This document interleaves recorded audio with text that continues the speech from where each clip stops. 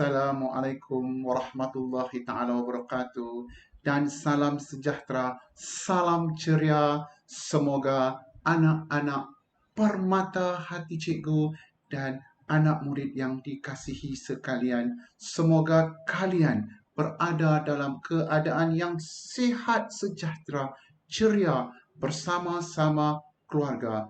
Pada kali ini, cikgu ingin menerangkan tentang karangan fakta untuk karangan kebaikan, faedah, kelebihan dan sebagainya. Semoga anak-anak akan mendapat sedikit ilmu pengetahuan daripada cikgu yang hanya sedikit sahaja pengetahuan. Semoga kalian dapat memberikan sepenuh perhatian sewaktu penerangan daripada cikgu ini. Adakah kalian sudah bersedia? Jom kita belajar. Pada minggu ini, karangannya bertajuk Lawatan Sambil Belajar sering dianjurkan oleh pihak sekolah. Nyatakan faedah-faedah yang akan kamu peroleh apabila menyertai lawatan sambil belajar tersebut. Tentu pihak sekolah sering mengadakan lawatan sambil belajar. Jom kita lihat bagaimana cara kita untuk menghasilkan karangan fakta sebegini. Jom menonton video ini.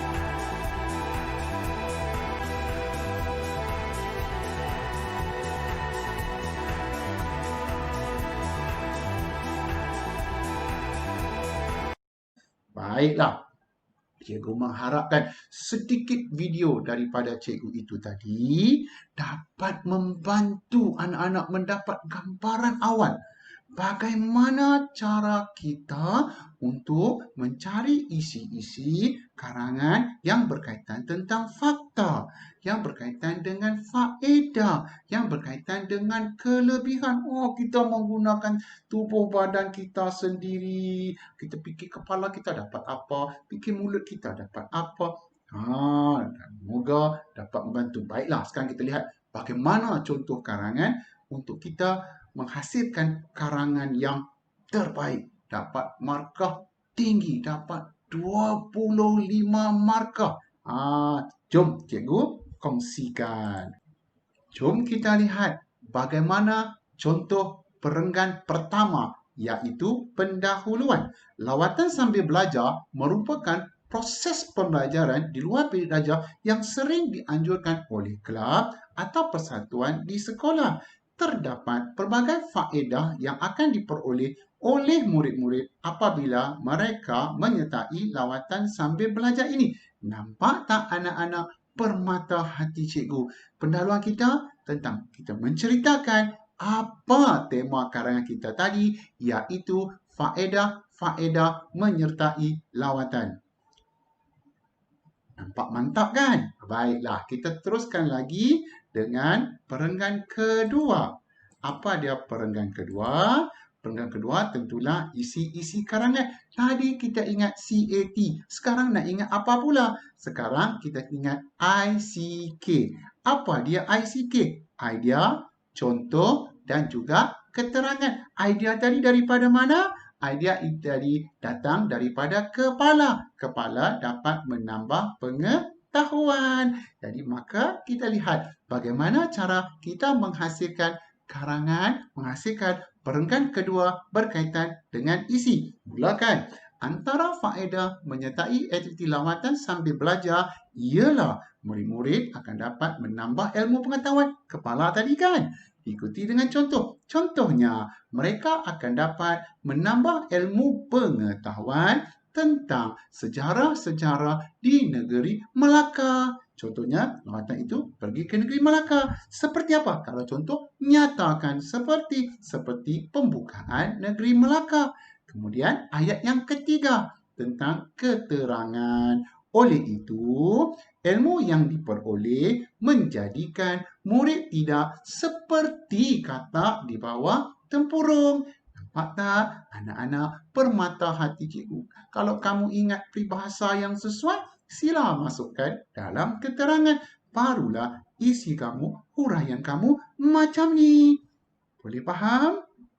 Baiklah, perenggan yang seterusnya iaitu cari. Cari tadi cikgu kaitkan dengan apa? Oh, mengeratkan hubungan. Jadi kita lihat bagaimana kita menghurai, menulis isi yang berkaitan dengan cari, iaitu perhubungan. Seterusnya, hubungan antara kaum akan dapat dieratkan, dieratkan ketika aktiviti lawatan sambil belajar ini. Apa contohnya? Ini adalah kerana lawatan ini disertai oleh pelbagai kaum seperti Melayu, Cina dan juga India. Hubungan erat yang dipupuk sejak di bangku sekolah lagi akan dapat diamalkan apabila murid-murid meningkat dewasa. Bak kata pepatah, melentur buluh biarlah dari rebungnya.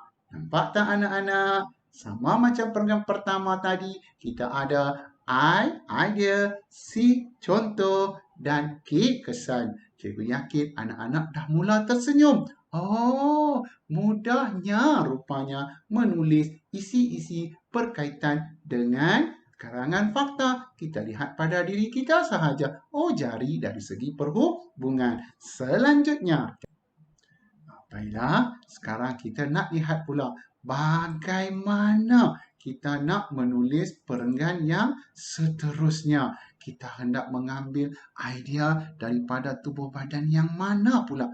Lawatan kan? Tentulah apabila lawatan kita menggunakan kaki.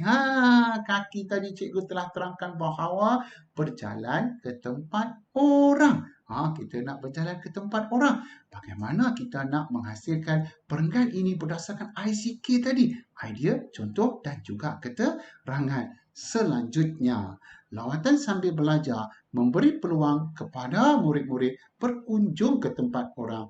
Apa agaknya contohnya? Contohnya, berpeluang berkunjung ke kilang memproses coklat yang tidak boleh pergi bersama-sama keluarga.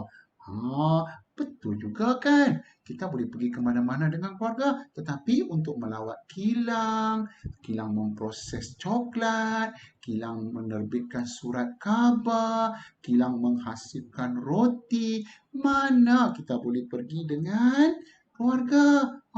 Bila lawatan sambil belajar, inilah peluang kita untuk melihat bagaimana proses menghasilkan sesuatu. Kita mantapkan lagi.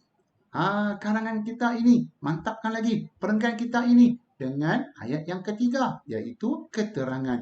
Pengalaman yang diperoleh itu diibaratkan seperti jauh perjalanan, luas pemandangan. Mantapkan lagi, padatkan lagi perenggan anda dengan memasukkan peribahasa yang telah anda pelajari, yang telah cikgu-cikgu anda pelajari.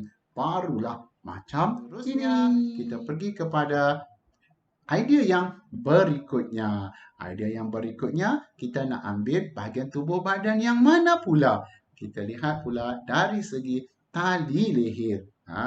Tali leher dapat mendisiplinkan diri kita. Kan?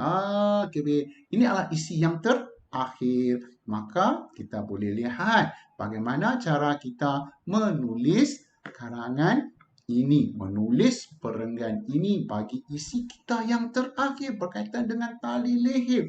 Akhir sekali, murid-murid akan dapat meningkatkan disiplin diri sewaktu menyertai lawatan sambil belajar. Contohnya, mereka perlu mematuhi arahan-arahan guru seperti beratur ketika menaiki bas atau berjalan dalam kumpulan. Nampak tak? Sudah ada idea, sudah ada contoh. Apa pula yang kita hendak tulis? Baru 2 ayat. Kita nak pergi pada ayat yang ketiga, iaitu disiplin diri yang terbentuk ini akan menjadikan mereka berjaya pada masa akan datang. Tentulah murid yang berdisiplin, murid yang berjaya. Jadi nampak tak? Kita ada menulis tentang idea daripada tali leher. Kemudian kita ikuti dengan contoh. Dan seterusnya ada keterangan. Nampak tak? Barulah karangan kita, susunan isi kita mantap. Satu perenggan kita mempunyai 3 ayat yang mantap. Okey, baiklah. Seterusnya, penutup. Apa pula tentang penutup? Penutup kita hendak masukkan kesimpulan, kita nak masukkan cadangan dan kita nak masukkan harapan. Ingat, mestilah yang positif. Takkanlah kita nak kata, lawatan itu sangat membosankan. Saya berasa tidak seronok. Tak mau. Kita nak yang positif. Kesimpulannya, ternyatalah bahawa aktiviti lawatan sambil belajar ini mendatangkan banyak faedah kepada murid-murid. Semoga ibu bapa akan memberi galakan kepada anak-anak untuk menyertai lawatan yang dianjurkan oleh pihak sekolah. Nampak tak tu? Kesimpulan secara keseluruhan, ada cadangan, ada harapan. Barulah karangan kita. Cikgu, boleh tak saya nak buat 3 ayat pada penutup? Terbaik. Kalau 2 pun sudah cukup. Macam ni cikgu hanya masukkan kesimpulan dan juga harapan. Gunakan perkataan semoga. Macam mana murid-murid? Permata hati cikgu. Adakah kalian sudah faham? Kalau sudah faham, cikgu berasa gembira kerana dapat membantu anak-anak untuk menghasilkan karangan fakta dengan baik. Jadi, itu sahaja kelas kita pada hari ini. Semoga kita berjumpa lagi pada masa akan datang. Sekian, terima kasih. Jumpa lagi pada kelas yang akan datang. Jaga diri. Kita jaga kita. Assalamualaikum warahmatullahi taala wabarakatuh.